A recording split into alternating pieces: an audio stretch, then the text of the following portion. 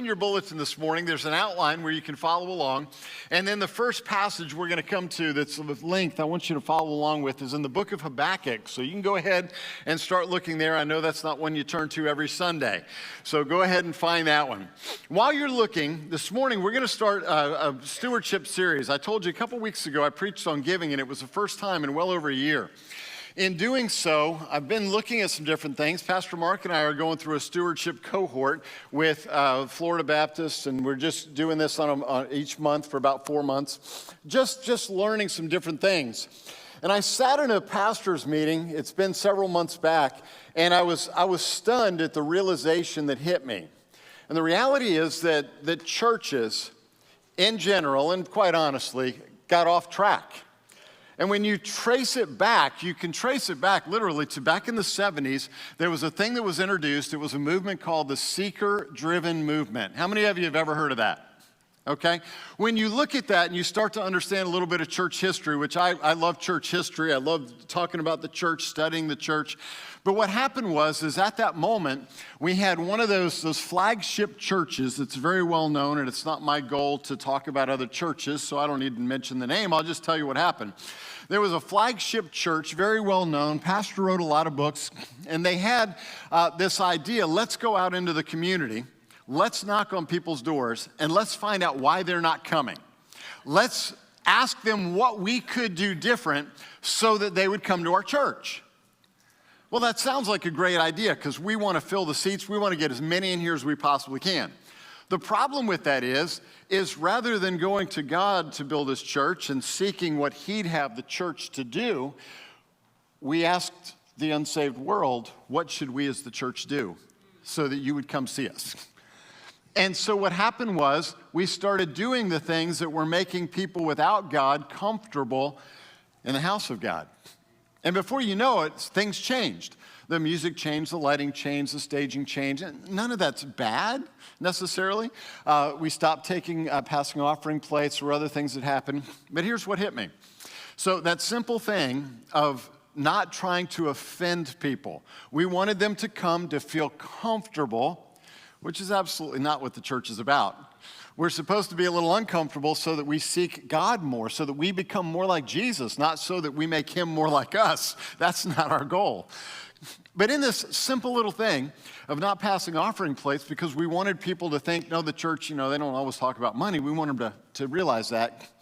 We stopped teaching people about giving. And what we find is that when you trace today, and I'll talk about it a little bit more over the next just couple of weeks, you will find that the average church in the United States has been supported by baby boomers. Well, what's happening with baby boomers? I know, you don't want to say it, but they're beginning to pass off the scene. And when you find that the average church in the United States is supported by baby boomers, and baby boomers are beginning to pass, and nobody has taught the next generations the act of giving because we were afraid with those generations that we would offend somebody and we wanted them to feel comfortable. What has happened is that as baby boomers pass, you're finding that the trend is that church giving is going down. Tithing isn't a thing in the lives of many people.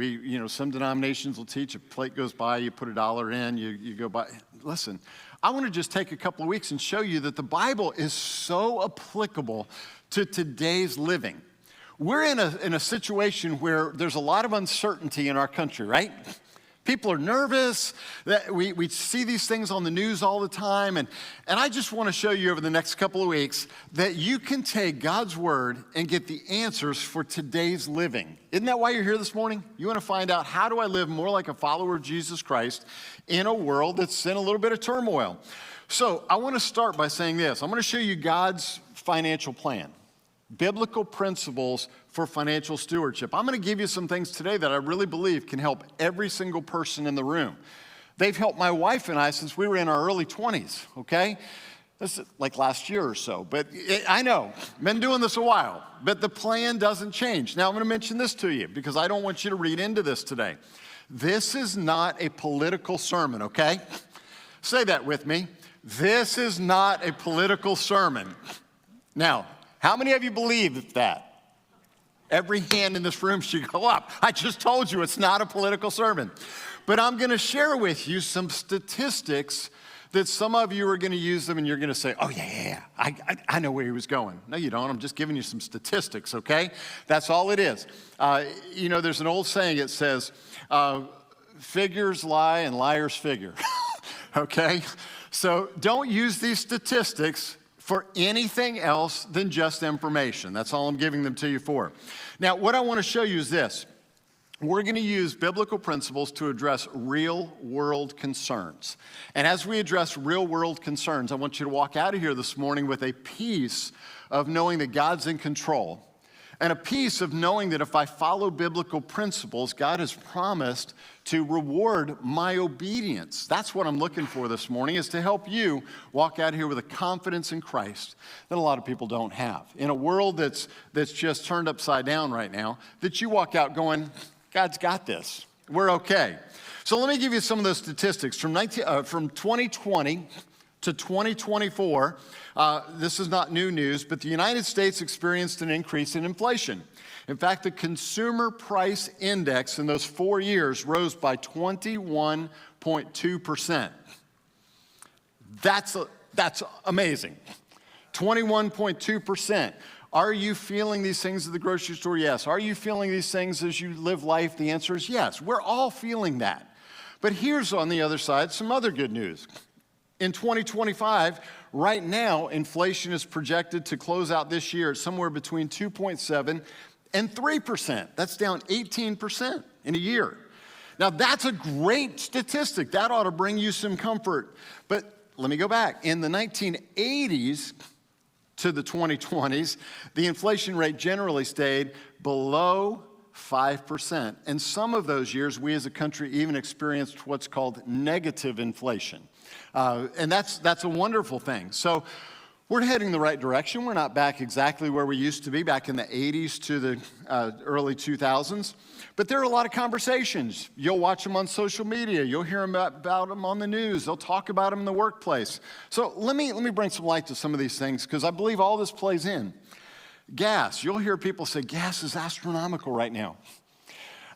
I remember back in 2015, and I remember it well because we had just purchased a gas guzzler vehicle.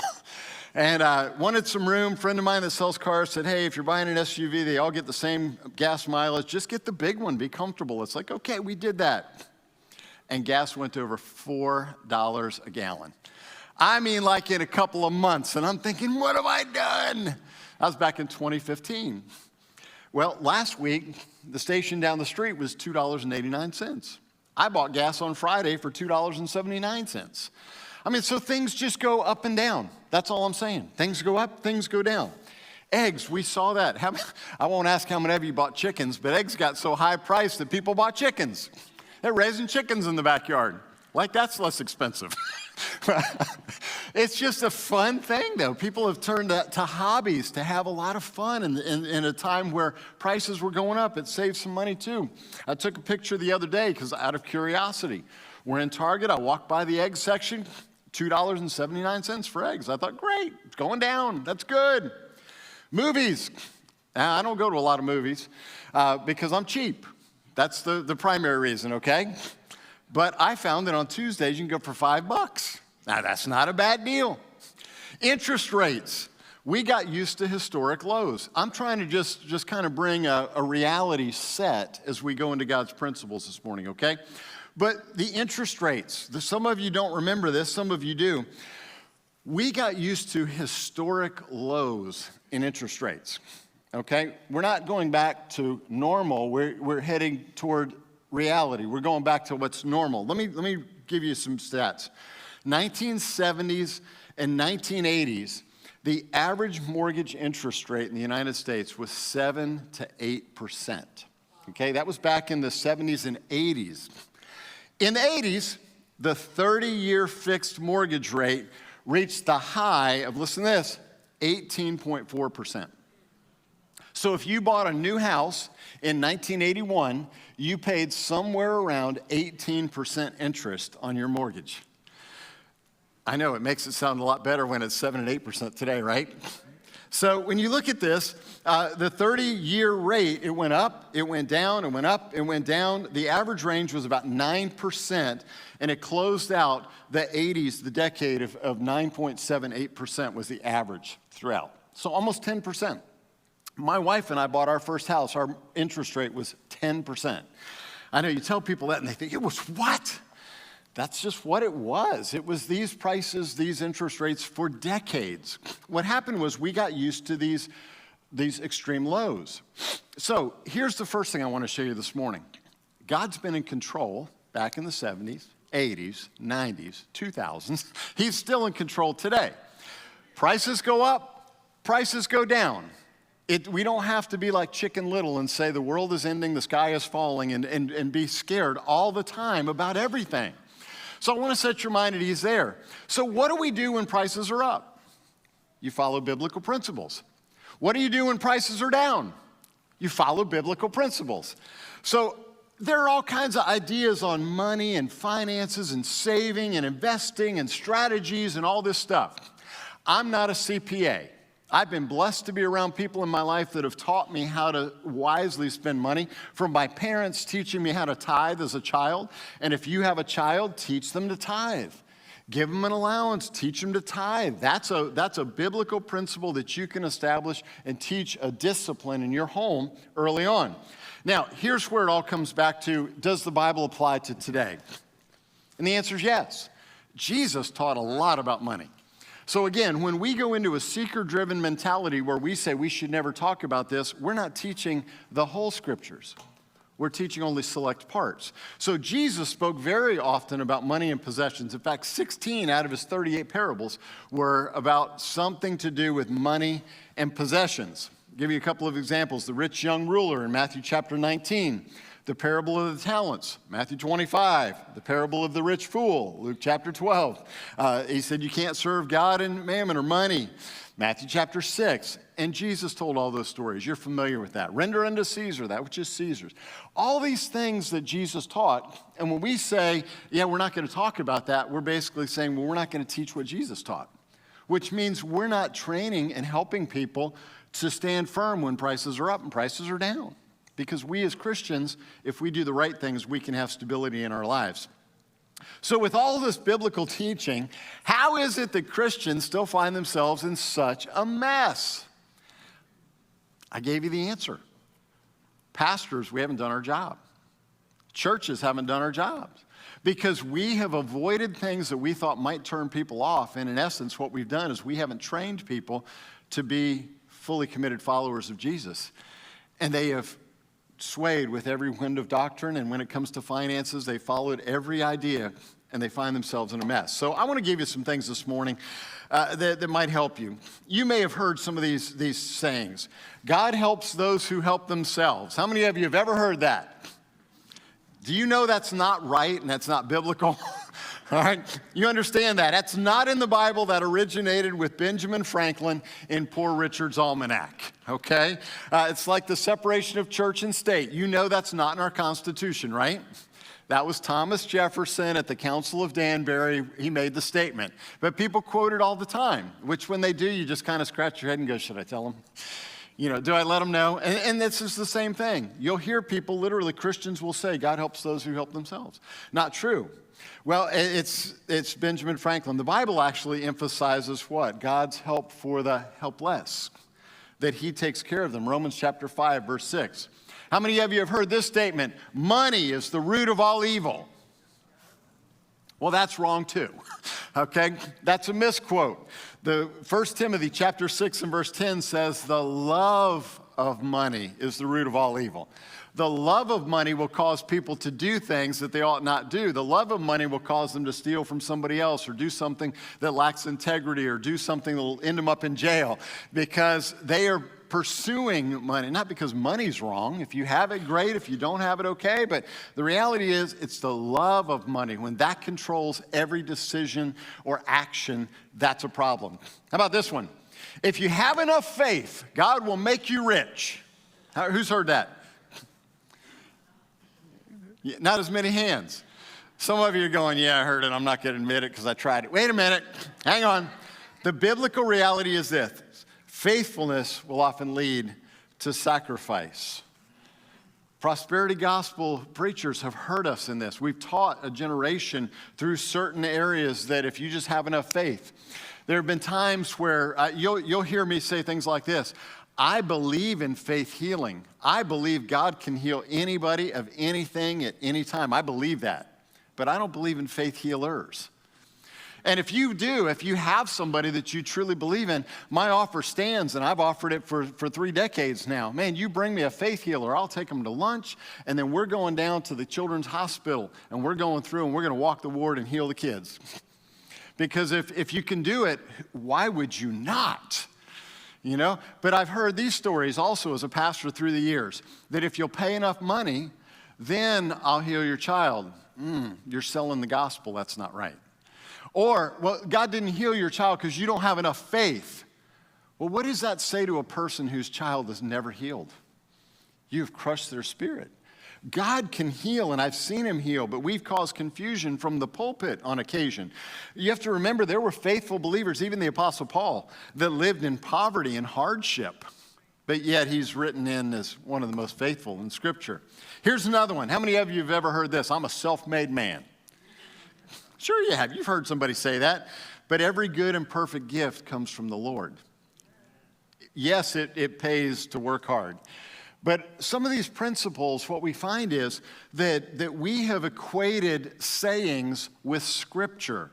And what we need to focus on is what does the Bible say, not what does tradition or culture say, okay? So this morning, what I want to do is I want to give you some Bible-based financial principles that every Christian should practice. I'm going to weave in some stories. I'm going to give you these points. And if you'll put these into practice, I promise you that financially things will be better than they have been. You say, are you telling me God's going to bless? I'm telling you that there are certain things that when you practice in your life, a healthy lifestyle, usually health is better. If you practice financial principles, usually the finances get better.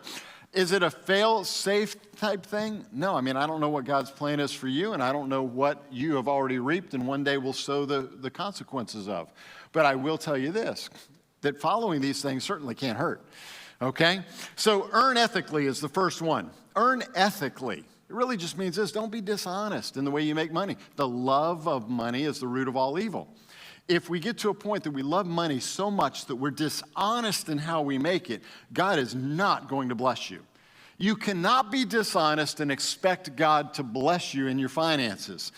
People lie on their taxes, don't they? None of you, I know that, but some people do, okay? People lie on forms, applications, trying to get college tuition, trying to get scholarships. There are people that clock in at work. They'll go fix their coffee after that.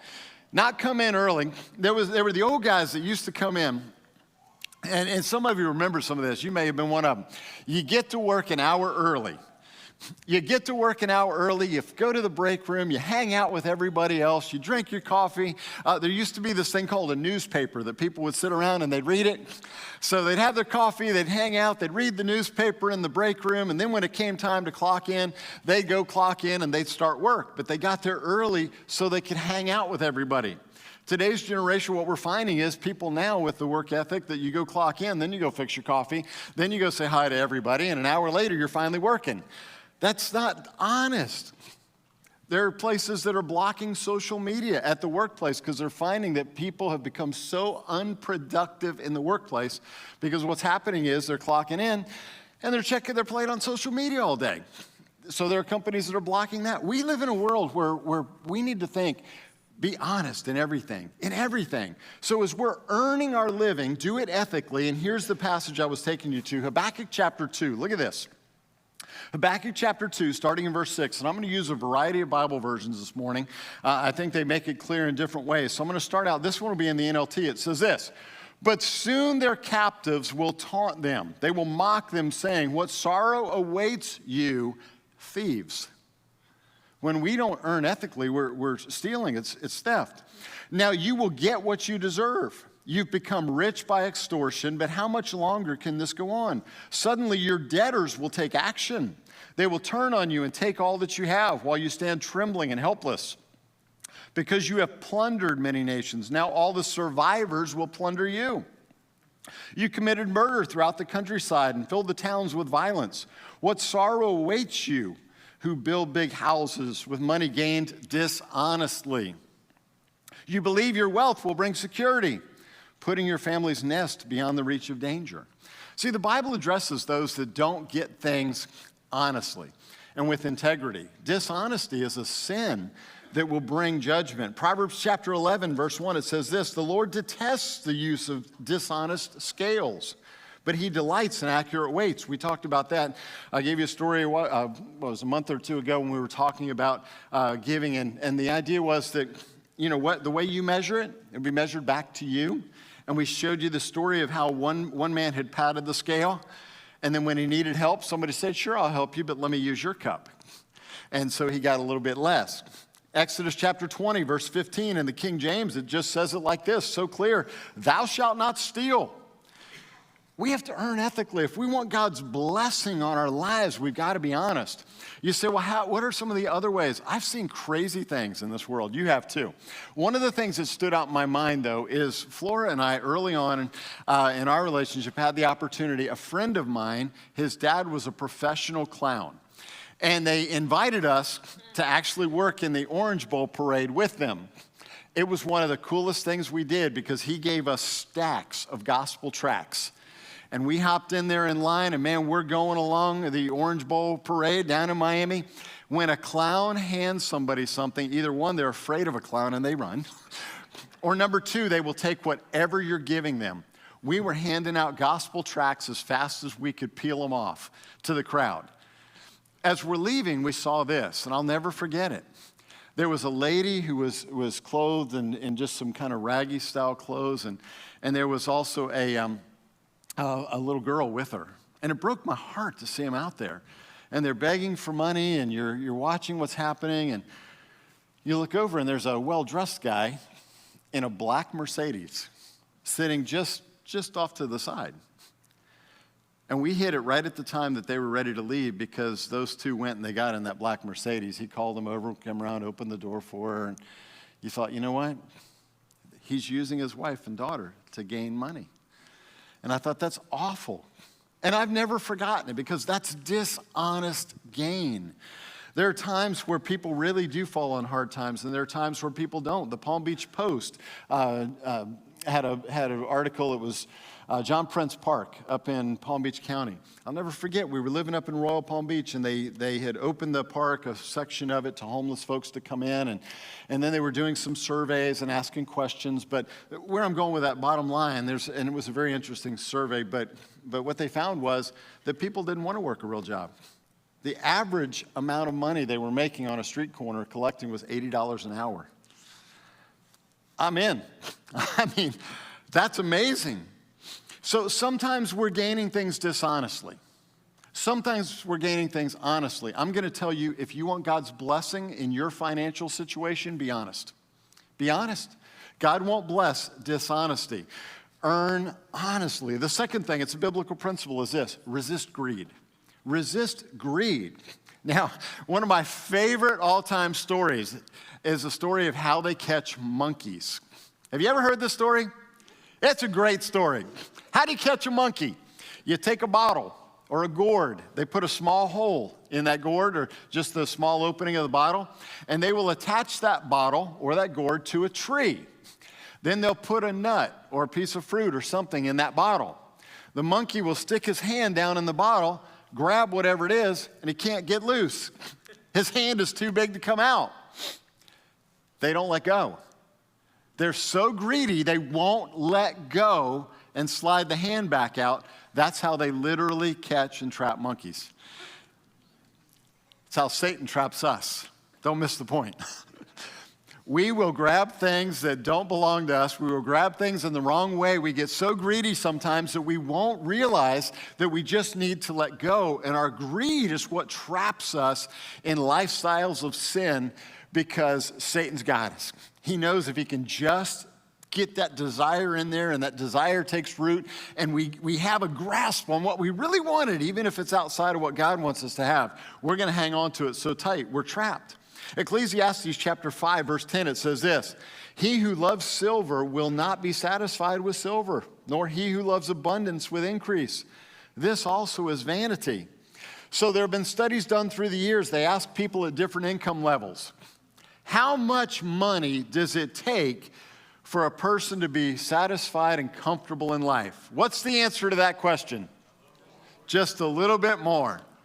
So you ask a person at this level and they'll say just a little bit more. And you ask this person, just a little bit more. You ask somebody that's got it all and they'll say just a little bit more. It's kind of like ages. If we went across the room this morning and you ask a 20-year-old, how old is old? You know how old they would say? 30. You ask a 30-year-old, you know what they'd say? 40. You ask an 80-year-old, you know what they'd say? 90. It's like this. The studies have been done, and they've proven to us that whatever you ask, how old is old, that most people will say on average it's 10 years beyond where you are. And the same is true with finances. You're never going to be fully satisfied until you find contentment in Jesus Christ. A little bit more is just a little bit more. And it may lead to problems, it may lead to difficulties, and it's once you get there, you're always going to want a little bit more. How many of you remember your first house? I do. It was 900 square feet. I mean, it was amazing. We were newlyweds. It was 3 bedrooms, 1 bathroom. It had an outside laundry area. But it was ours. I literally cut the hole through the wall to put in the wall unit in the living room that would aim down the hallway that I could plug in, and we had air conditioning. You say, are you that old? There was indoor plumbing, okay? So we went to look at houses, and as we looked at these houses, what we learned was this. With our income, I was a very well-off youth pastor who was newly married in my early 20s, and I couldn't afford squat, man. I didn't know that. And so this lady took us to look at houses, and I thought, I can't believe you showed me this house. This house, it was terrible. You looked at it from the street, and the roof literally went like this. It was before the cell phones. The only people that had cell phones were the rich ones that could put it in the big case and have it in the car, you know, those cell phones. And so we had a walkie-talkie, and man, we're in the attic with a 4x4 and a jacking up the roof and rebracing it, and somebody at the street going, yeah, that looks level. It was precise. Yeah, it's about right. The refrigerator that my grandmother took the cardboard and scraped the stuff out of the refrigerator. That was our first house. And let me tell you something. I would take it again today. Because here's what you find as the years go by. You can only sleep in 1 bedroom at a time. You can only cook in 1 kitchen at a time. You can only use 1 restroom at a time. You can only well, I guess you could wash in as many washing machines as you have, but you get the point, right? It might be bigger, but it doesn't necessarily mean it's any better. Okay? So contentment is what takes us to this point of just realizing that what we have is good. Resist the greed. Because when you get in one house, you want a bigger one. You get in another house, you want a bigger one. You get one car, you want a nicer car. It's always going to be there. Resist greed. Here's number 3.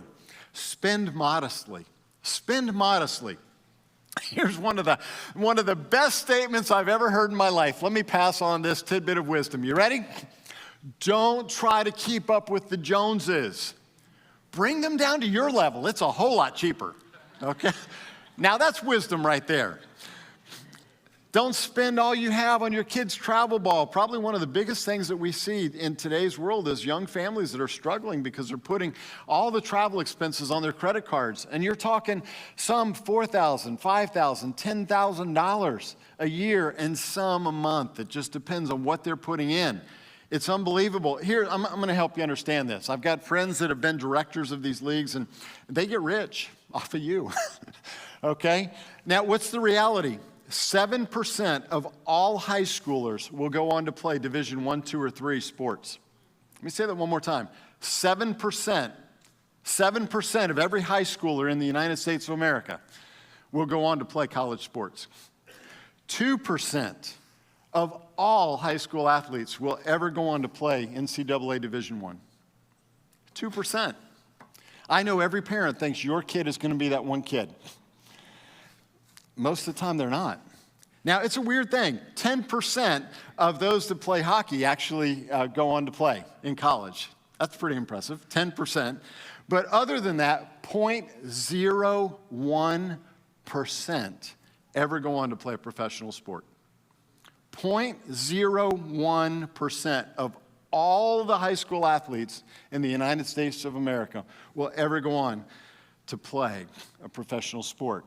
You say, Pastor, why are you sharing that? Because people will take their kids out on Sundays. People will take their kids out during the week. People will go out 5 nights a week. People will take everything they have and sacrifice it and put it on credit cards. And their kid has a chance of 0.01% of ever playing a professional sport. So here's where I'm going with that one. Every child in America has the opportunity to live as a fully committed follower of Jesus Christ. And yet we don't invest as much effort in producing disciples as we do in trying to produce professional athletes. Let that just sit and settle in for just a few minutes, because you have every opportunity to help your child become a lifelong follower of Jesus Christ. And you have 0.01% of helping your child ever to become a professional athlete. And sometimes people pour everything into the 0.01% and they lose their children spiritually. Because remember, the habits that we build while they're young will be the habits that they continue as they get older. When you look at this, let me keep going with this idea, spend modestly. There are $80,000 cars, there are $20,000 cars. Both are going to get you where you need to go. There are Rolexes and there are Timexes. And here's another word of wisdom. Nobody's ever going to rob you for your Timex, okay? When you put all of these things together, 1 Timothy chapter 6 says this, now godliness with contentment is great gain. For we brought nothing into this world, and it's certain we can carry nothing out. Having food and clothing, with these things we shall be content. The key word said twice there, contentment.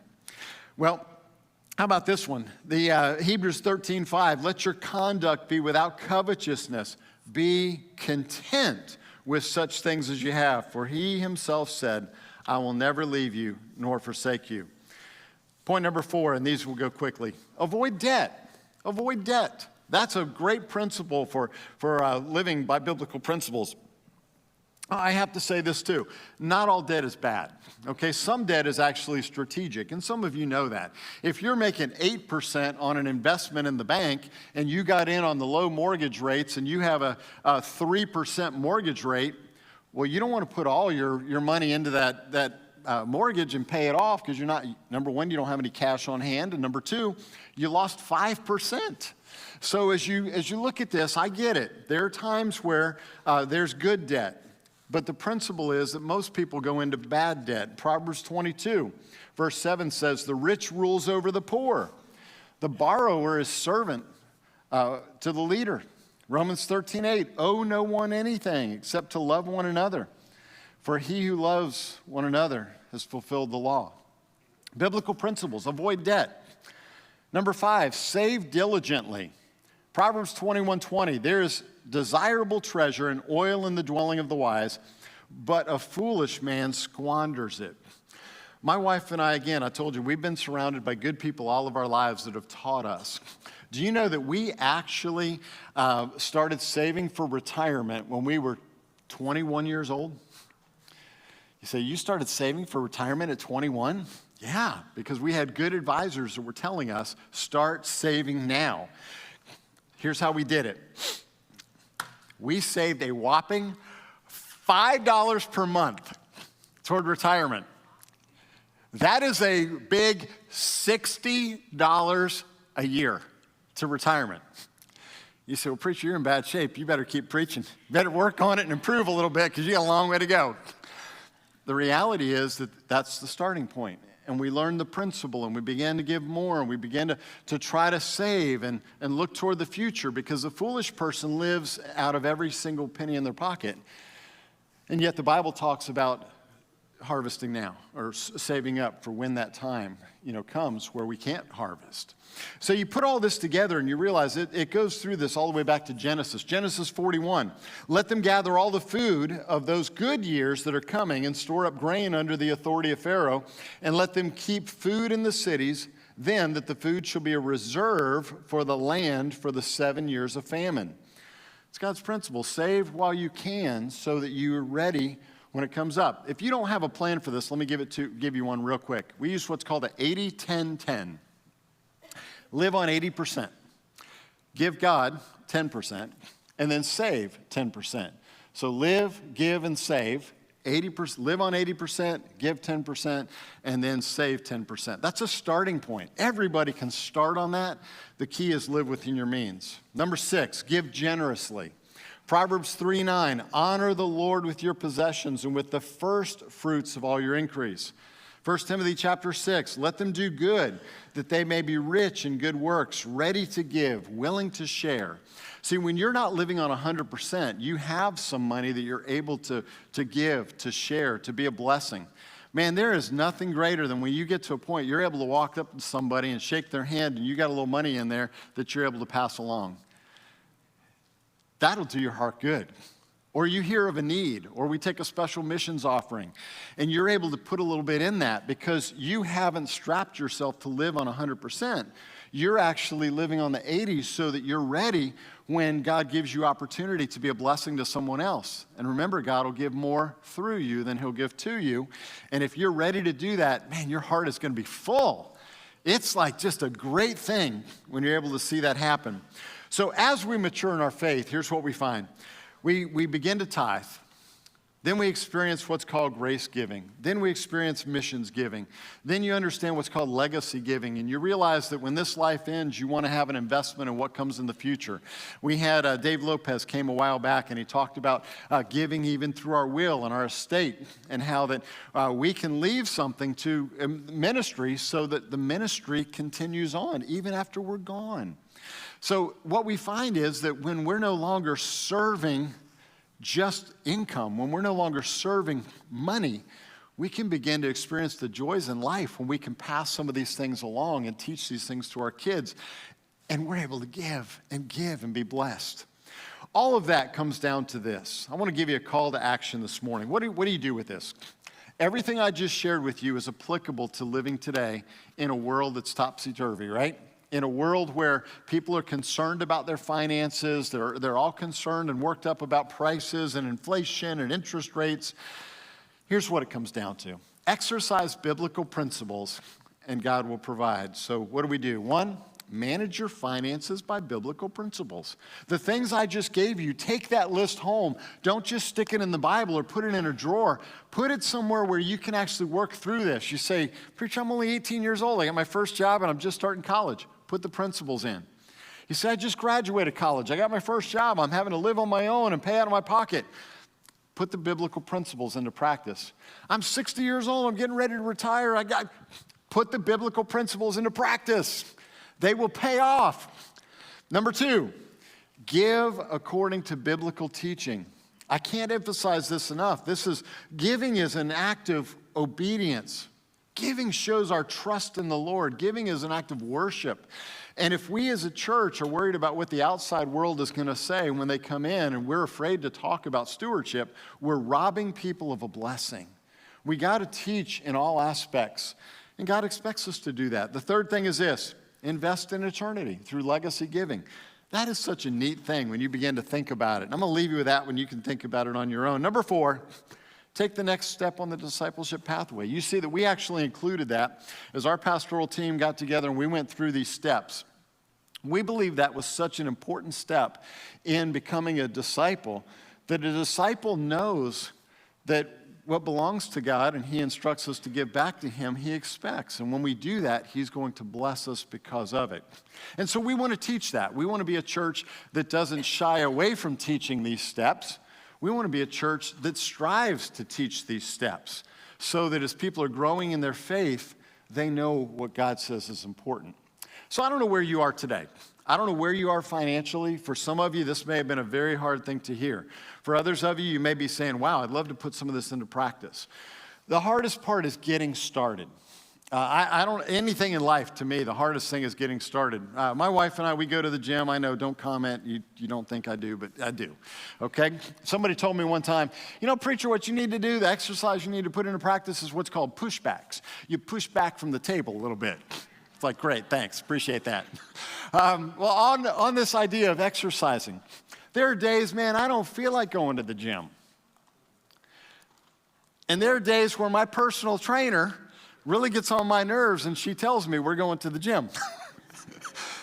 But when I get there and after I do it, you go home, you feel pretty good, don't you? There are other things. There are other activities in your life that is that same way. It's hard to get started. But once you get there, you feel good.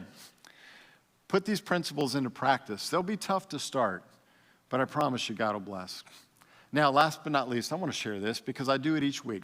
You may be here this morning and you say, you know what, I knew all the church talks about is money. Yeah, you hit it on one of those Sundays. If that's what you think, I'm sorry, but not sorry, because I've got to teach our people about giving. At the same time, I want you to know that God is the greatest giver of all time. And he gave his son, sacrificed him fully on the cross of Calvary so that you could become a child of God, have your sin forgiven, and be with him forever in heaven. And if you have questions about that this morning, the message wasn't about that, but if you have questions about it, I would love to talk with you, or there'll be some folks right here at the front after the service, and they'll have on a lanyard that says prayer team. And if you'll come and you'll mention that to them, say, I'd like to know about how to have that relationship with God, they'll be happy to talk to you about it right here after the service, because that's the most important thing that we ever talk about. So I'm going to pray for you, and then I have just a few announcements. Father, we're thankful this morning that we can even talk about giving and stewardship. And it goes so far beyond just money, but that was the most obvious, so we started with that one today. There are people in this room that are struggling. There are people in this room that haven't done it right. There are people here that this doesn't make sense to them because they're hurting and they're living paycheck to paycheck, and they're saying, how can I put all this into practice? And God, publicly, I want to tell everybody listening that you're faithful, and that when we put your principles into practice, when we live lives of obedience, that you bless. And so I'm going to ask them to follow what you said. Try me. You said, put you to the test to see if you're not faithful. Lord, I pray that each one in this room would put these principles into practice, that you'd bless them fully, and that they would experience lives of certainty, not uncertainty. That when markets go up and down, gas prices go up and down, milk prices go up and down, interest rates go up and down, that their faith doesn't go up and down. That they truly believe that you're in control. God, give us that certainty and help us to put your word into practice in our lives. I pray in Jesus' name, amen.